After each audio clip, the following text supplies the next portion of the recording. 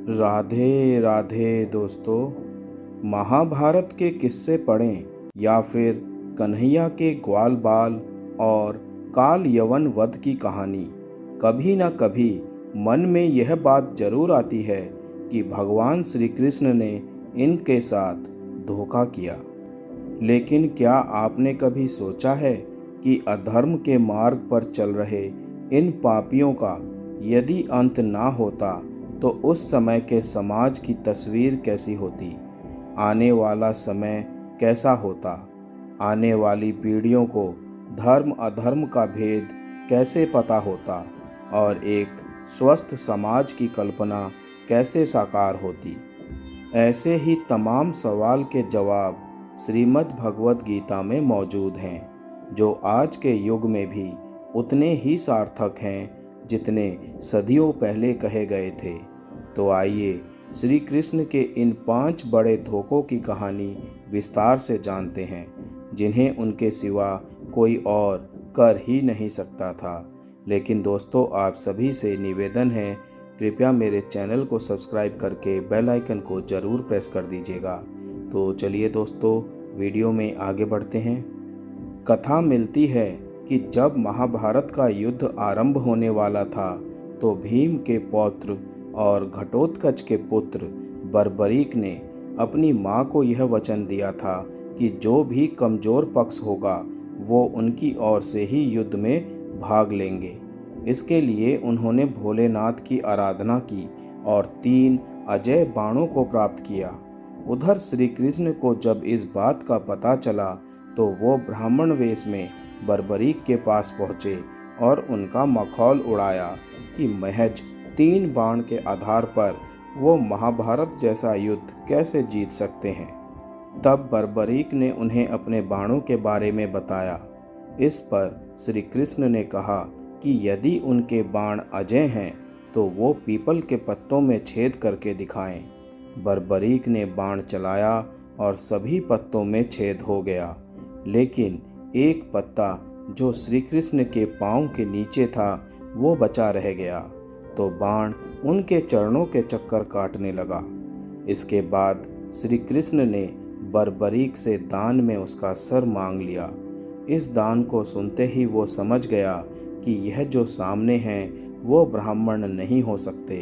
तो बर्बरीक ने उनसे पूछा कि वो कौन हैं, और श्री कृष्ण ने उन्हें सब सच बताकर अपने विराट रूप के दर्शन कराए।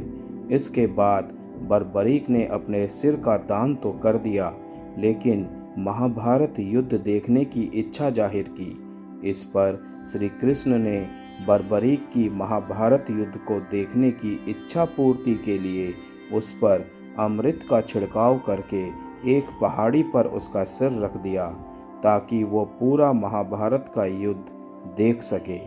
यह घटना जिस जगह पर हुई वो वर्तमान में हरियाणा के हिसार जिले में है। महाभारत के अनुसार जब कर्ण और अर्जुन का युद्ध चल रहा था, तब संग्राम में कर्ण ने अपने बाणों से शत्रु पक्ष के बहुत से वीरों का संहार कर डाला। 17वें दिन से पहले तक कर्ण का युद्ध अर्जुन के अतिरिक्त सभी पांडवों से हुआ। उसने महाबली भीम सहित पांडवों को एक एक करके परास्त कर दिया, लेकिन माता कुंती को दिए वचनानुसार उसने किसी भी पांडव की हत्या नहीं की। 17वें दिन के युद्ध में जब कर्ण और अर्जुन आमने सामने थे, युद्ध में कर्ण द्वारा अर्जुन का सिर धड़ से अलग करने के लिए उन्होंने नागास्त्र का प्रयोग किया, लेकिन श्री कृष्ण द्वारा सही समय पर रथ को भूमि में थोड़ा सा धंसा लिया गया, जिससे अर्जुन बच गया। इससे नागास्त्र अर्जुन के सिर के ठीक ऊपर से उसके मुकुट को छेदता हुआ निकल गया। नागास्त्र पर उपस्थित अश्वसेना नाग ने कर्ण से निवेदन किया कि वो उस अस्त्र का दोबारा प्रयोग करे, ताकि इस बार वो अर्जुन के शरीर को भेदता हुआ निकल जाए। लेकिन कर्ण ने माता कुंती को दिए वचन का पालन करते हुए उस अस्त्र के पुनः प्रयोग से इनकार कर दिया। इसके बाद युद्ध चल ही रहा था कि कर्ण के रथ का एक पहिया धरती में धंस गया। वो अपने को दैवीय अस्त्रों के प्रयोग में भी असमर्थ पाता है, क्योंकि वो सब कुछ भूल जाता है, जैसा कि उसके गुरु परशुराम का श्राप था। तब कर्ण अपने रथ के पहिए को निकालने के लिए नीचे उतरा और अर्जुन से निवेदन किया कि वो युद्ध के नियमों का पालन करते हुए कुछ देर के लिए उस पर बाण चलाना बंद कर दे। तब श्री कृष्ण अर्जुन से कहते हैं कि कर्ण को कोई अधिकार नहीं है कि वो अब युद्ध नियमों और धर्म की बात करें, जबकि स्वयं उसने भी अभिमन्यु के वध के समय किसी भी युद्ध के नियम और धर्म का पालन नहीं किया था। उन्होंने अर्जुन से कहा कि अभी कर्ण असहाय है, इसीलिए उसका वध करो। तब अर्जुन ने एक दैवीय अस्त्र का उपयोग करते हुए कर्ण का सिर धड़ से अलग कर दिया था। सूर्यास्त्र से पहले जयद्रथ को मारने की अर्जुन की प्रतिज्ञा सुनकर जयद्रथ कांपने लगा। तब द्रोणाचार्य ने उसे आश्वासन दिया कि वो ऐसा व्यू बनाएंगे कि अर्जुन उसे देख ही नहीं पाएगा। वे स्वयं अर्जुन से लड़ते रहेंगे तथा व्यू के द्वार पर भी स्वयं ही रहेंगे। अगले दिन युद्ध शुरू हुआ। अर्जुन को जयद्रथ कहीं दिखाई नहीं दे रहे थे। उधर दिन बीतने लगा। धीरे धीरे अर्जुन की निराशा बढ़ती गई। यह देखकर श्री कृष्ण बोले, पार्थ, समय बीत रहा है और कौरव सेना ने जयद्रथ को रक्षा कवच में घेर रखा है।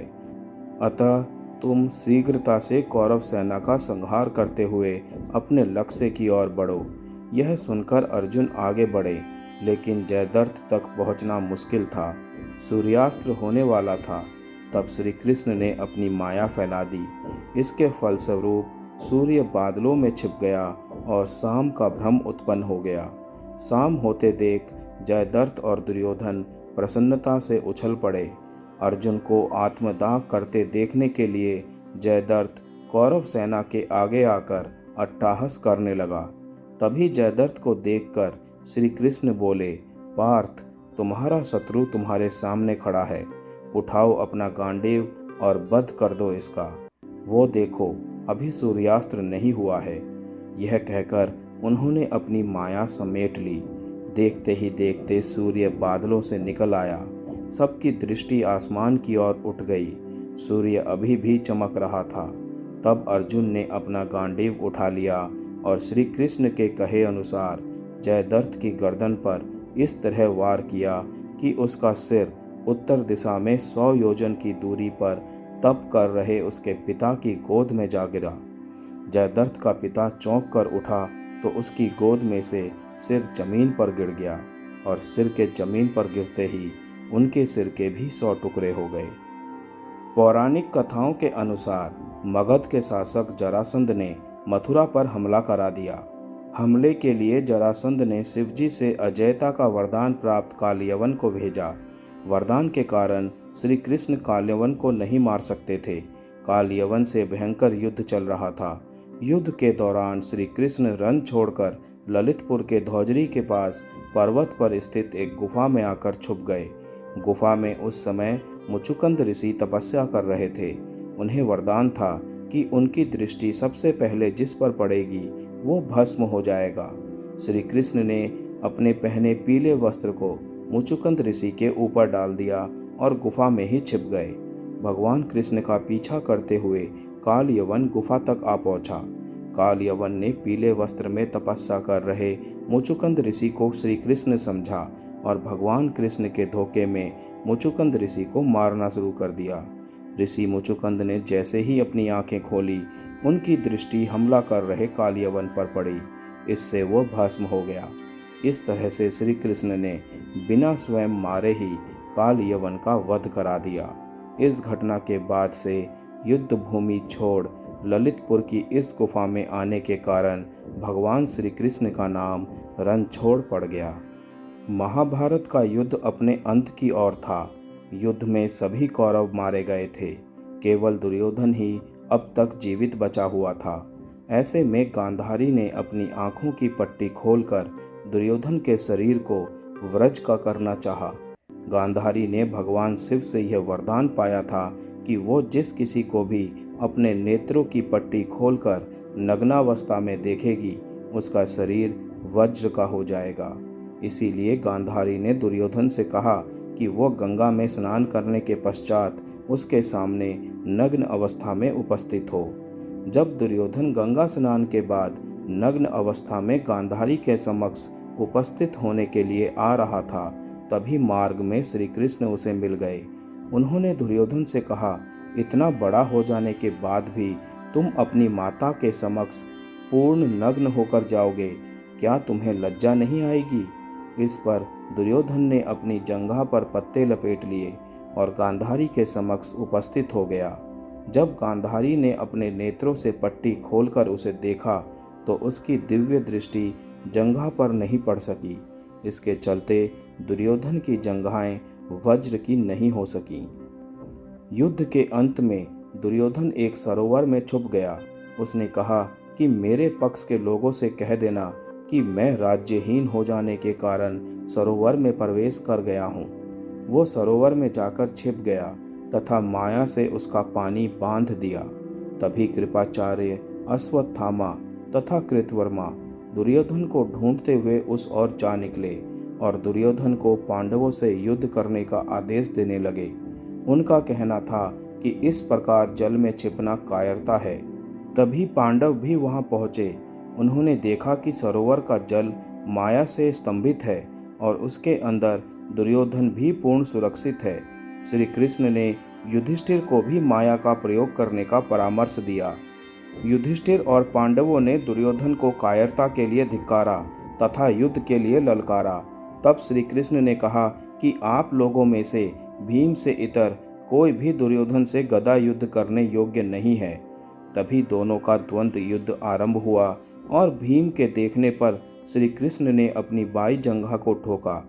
भीम संकेत समझ गए और उन्होंने पैंतरा बदलते हुए दुर्योधन की जांघें गदा के प्रहार से तोड़ डाली।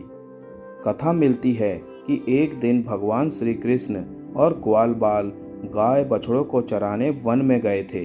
वो सभी ग्वाल बालों के साथ भोजन में व्यस्त थे। तभी ब्रह्मा जी आकाश में पहले से ही उपस्थित थे। उनके मन में एक शंका उत्पन्न हुई कि यह वाकई नारायण है या कोई और है। यह जानने के लिए उन्होंने सभी गाय बछड़ों को एक गुप्त स्थान पर छिपा दिया। वहीं जब भगवान जल ग्रहण करने यमुना की ओर गए तो ब्रह्मा जी ने ग्वाल बालों को भी छिपा दिया। कन्हैया जब वापस लौटे तो उन्हें दूर दूर तक ना तो ग्वाल बाल दिखे न गाय बछड़े। कुछ ही पलों में वो ब्रह्मा जी की सारी मनसा जान गए। तब भगवान श्री कृष्ण ने स्वयं ही गाय बछड़ों और ग्वाल बाल के रूप धर लिए और सभी के घर उपस्थित हो गए। यह क्रम कई दिनों तक चलता रहा। तब ब्रह्मा जी ने सोचा कि ग्वाल बाल और गाय बछड़े इतने दिनों से गायब हैं, इनके परिवार वाले व्याकुल नहीं हुए? यह क्या है कि अब तक शांति है? तब ब्रह्मा जी ने देखा कि उन्होंने जिन ग्वाल बालों और गाय बछड़ों को छिपाया है वो तो श्री कृष्ण के पास भी हैं। तब उन्हें अपनी गलती का एहसास हुआ।